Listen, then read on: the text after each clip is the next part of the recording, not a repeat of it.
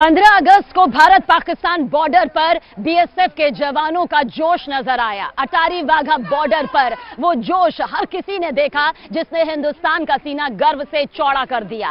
लेकिन आपको अटारी वाघा बॉर्डर से करीब 4000 किलोमीटर दूर रूस की राजधानी मॉस्को ले चलते हैं, जहां व्लादिमीर पुतिन की टेंशन काफी हद तक बढ़ चुकी है और इसके पीछे की वजह है जेलेंस्की के पास आने वाले नए हथियारों की खेप। दरअसल इस खेप की लिस्ट भी जेलेंस्की के जरिए जारी कर दी गई है और ये खेप उसे अमेरिका और नेटो के जरिए मिलने वाली है और बहुत सी हथियार जो हैं वो जेलेंस्की के पास इस वक्त मौजूद भी है, जिसका खुद जेलेंस्की ने शिकार करता वीडियो भी वायरल कर दिया है।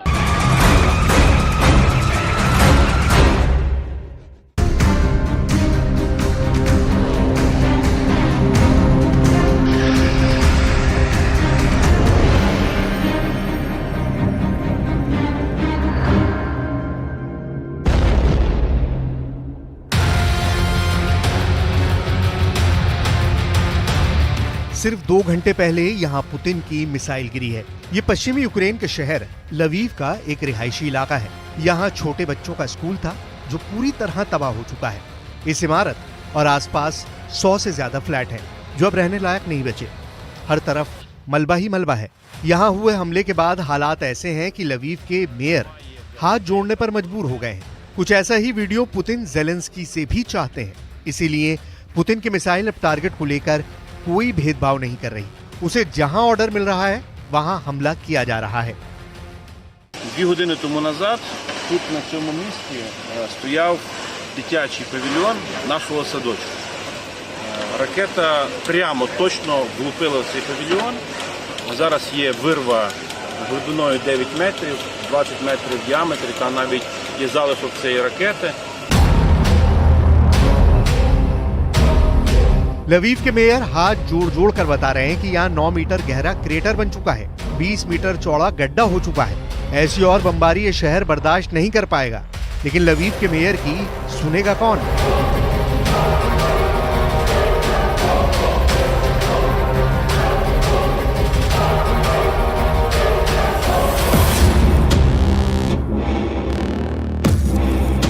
यूक्रेन के शहरों में बहुमंजिला इमारत आग के शोलों से घिरी हुई है। रूस की मिसाइल यूक्रेन पर ताबड़तोड़ तरीके से बरस रही है। लोगों को बचाने के लिए फायरमैन जान की बाजी लगा रहे हैं। पुतिन की फौज काला सागर से लगातार मिसाइलों को लॉन्च कर रही है।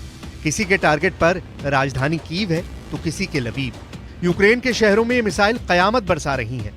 पुतिन ने 14 और 15 अगस्त को जो हमला किया है वो बता रहा है कि रूस ने यूक्रेन में आग उगलने वाला एक नया कैलेंडर तैयार कर दिया है।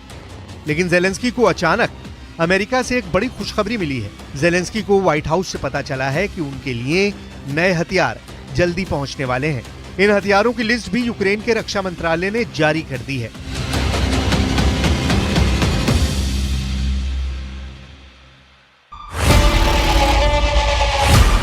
नए पैकेज में पेट्रियट और नेसम्स एयर डिफेंस सिस्टम की मिसाइल है। इसमें stinger man portable air defence system है, जिससे कंधे पर रखकर विमान पर निशाना लगाया जाता है। इसमें हाईमास मल्टी रॉकेट सिस्टम के लिए नए रॉकेट हैं जो 90 किलोमीटर की रेंज तक मार करते हैं।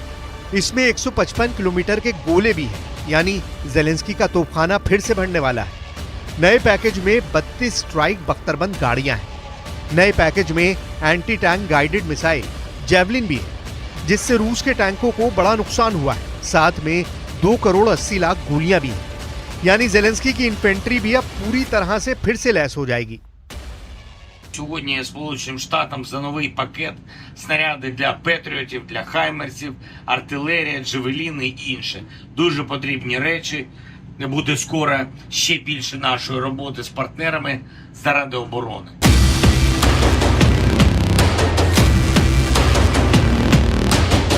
इस वक्त जेलेंस्की का इरादा पूरी ताकत समेटने का है। रूस की पोजीशन को लगातार अटैक करने का उनका काम जारी है। डॉनबास में उनकी फोर्स ने फाइट बैक वाली रणनीति पर तेजी से काम किया है और यही वजह है कि पुतिन को कुछ मोर्चों पर जबरदस्त झटका लगा है। इस वक्त युद्ध में रूस को हराने के लिए जेलेंस्की को जो भी चाहिए वो उसे अपनी पहुंच में चाहते हैं। केरसोन में इस वक्त पुतिन बहुत ज्यादा प्रेशर में है, तो पुतिन ने नदी के पार अपना झंडा बरकरार रखने पर फोकस बढ़ा दिया है। यूक्रेन का दावा है कि पुतिन को यहां से भी पीछे हटना पड़ेगा। पीछे यूक्रेन भी नहीं है। यूक्रेन रूस की आर्टिलरी पोजीशन को लगातार निशाना बना रहा है। इसमें बहुत ही सटीक माने जाने वाली तोप का इस्तेमाल हो रहा है जो उसे अमेरिका से मिली है। इस वक्त कमोव 52 हेलीकॉप्टर से रूस की सेना यूक्रेन की कई पोजीशन पर बमबारी कर रही है।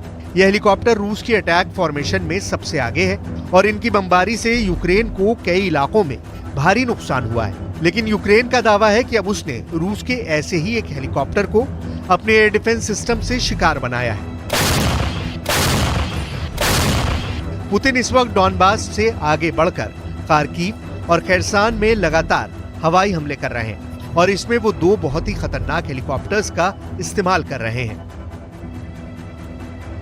इनमें एक है कमोव 52 हेलीकॉप्टर जिसने पूरे डॉनबास में रूस के हेलीकॉप्टर अटैक की कमान संभाली हुई है। वहीं रूस का पुराना अटैक हेलीकॉप्टर Mi-35 जिसे फ्लाइंग टैंक भी कहा जाता है, उसकी तादाद भी ऑपरेशन में बढ़ा दी गई है। Добиться результатов. Пример тому разрекламированное стратегическое контрнаступление, умелое действие личного состава российских вооруженных сил, их слаженность, высокий уровень подготовки позволяют гибко реагировать на реализацию Киевом замыслов. पुतिन के सामने इस वक्त बड़ी चुनौती खार्किव है। ऐसे में अगर खार्किव ज़ेलेंस्की के हाथ से निकला तो कीव को ज़ेलेंस्की कब तक बचा पाएंगे, ये बड़ा सवाल है। फिलहाल ज़ेलेंस्की के सामने है कि वो अपनी फौज तक नए हथियार कैसे पहुंचाएं। यूक्रेन की फौज के पास बड़े हथियार तो हैं, लेकिन छोटे हथियारों की कमी हो चुकी है। उनकी इन्फेंट्री या मिलिशिया के पास लड़ने के लिए अब हथियार खत्म हो रहे हैं। अब तक ज़ेलेंस्की हथियारों की कमी को देखते हुए कई उपाय करते आए हैं। उसे बहुत गौर से समझिएगा। ये नए दौर का गुरिल्ला युद्ध है जिसमें टेक्नोलॉजी का ज्यादा से ज्यादा इस्तेमाल किया जा रहा है।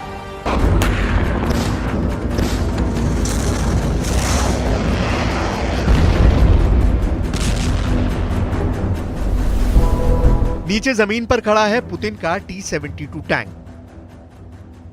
और ऊपर से वीडियो बना रहा है ज़ेलेंस्की का ड्रोन। ज़ेलेंस्की का ड्रोन इस टैंक के ऊपर एक शटलकॉक ग्रेनेड गिराता है और फिर देखिए क्या होता है।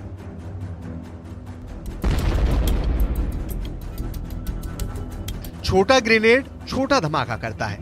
टैंक के अंदर आग लगनी शुरू हो जाती है। टैंक में इतनी जबरदस्त आग लगती है कि टैंक के सभी दरवाजे और उसकी बैरल यानी तोप से भी आग निकलने लगती है। पुतिन का टैंक कमांडर और अंदर बैठे सैनिक भी मोम की तरह पिघल जाते हैं। यह हमला ज़ेलेंस्की के काउंटर अटैक का हिस्सा था जो बखमूत से 7 किलोमीटर दूर किया गया। टैंक में लगी ऐसी आग बताती है कि कैसे युद्ध की सबसे खतरनाक मशीन जलती हुई भट्टी बन जाती है। ज़ेलेंस्की ऐसे ही वीडियो बनाकर पुतिन को पीछे धकेलना चाहते हैं। लेकिन क्या ये इतना आसान है? क्या अगस्त तक वो बखमूत क्या यूक्रेन के बाकी हिस्सों को भी ज़ेलेंस्की इसी तरह आजाद करा पाएंगे? क्या एक शटलकॉक ग्रेनेड ज़ेलेंस्की को युद्ध जिता सकता है? या ज़ेलेंस्की को चाहिए बड़े बड़े हथियार जैसे टैंक, तोप और फाइटर जेट। इसमें ज़ेलेंस्की को टैंक भी मिले हैं, तोप भी मिली है, लेकिन फाइटर जेट वाली डिमांड अब भी अटकी पड़ी है।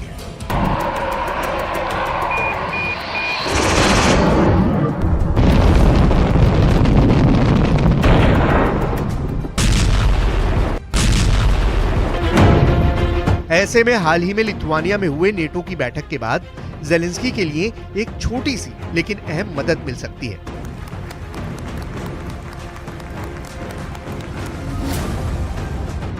सिर्फ जर्मनी ने 6,500 करोड़ के हथियार देने का वादा किया है। इसमें अमेरिका में बने 2 पेट्रियट एयर डिफेंस सिस्टम हैं, जो जर्मनी अपनी सेना से लेकर यूक्रेन भेजेगा। इसमें 40 मार्डर बख्तरबंद गाड़ियां हैं। इसमें तोप के लिए 20,000 गोले हैं। इसमें पुराने 25 लेपर्ड टैंक हैं जो 1960 के दशक में बनाए गए थे।